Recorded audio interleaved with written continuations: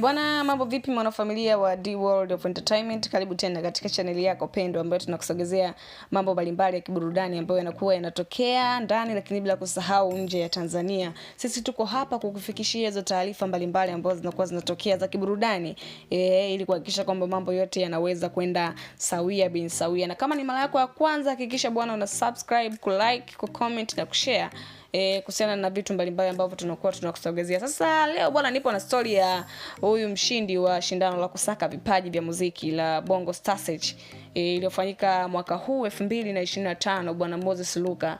Yeye kwa upande wake bwana amesema anatamani kuendelea kuishi nchini Tanzania na kuendeleza maisha yake ya kimuziki hapa nchini Tanzania kwa sababu level ya muziki wa Tanzania na kule DRC Congo ni vitu viwili tofauti. Yaani kule DRC Congo anakuwa anatumia nguvu kubwa sana kupambania kipaji chake, kupambania muziki wake uweze kwenda mbele.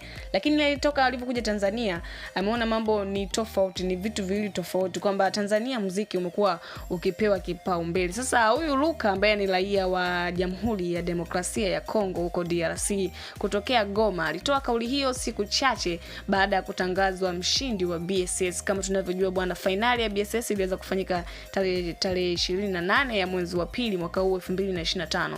Kwa hiyo baada ya kuibuka kidedea au tuseme baada ya kuibuka kuwa mshindi wa shindano hilo, aliweza kusema hivyo kwamba sitamani kurudi nchini kwetu kwa sasa, bali ndoto yangu ni kufanya uwekezaji kwenye muziki wangu baada ya kushinda BSS. Alizungumza maneno hayo Moses Luka na Diamond Platnumz kupitia shindano hilo, au tuseme kupitia finali hiyo ya Bongo Star Search.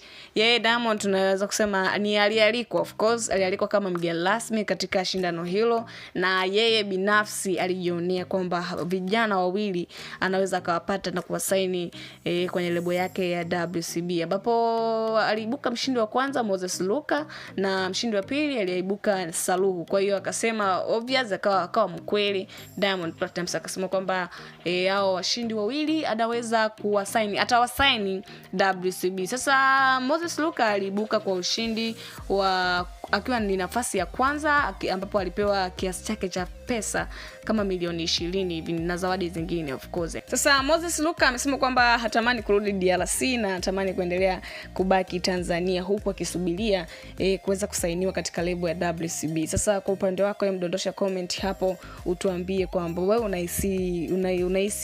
unahisi nini, kwamba huyu kijana akiweza kusainiwa WCB anaweza kufanya makubwa zaidi au ni aje?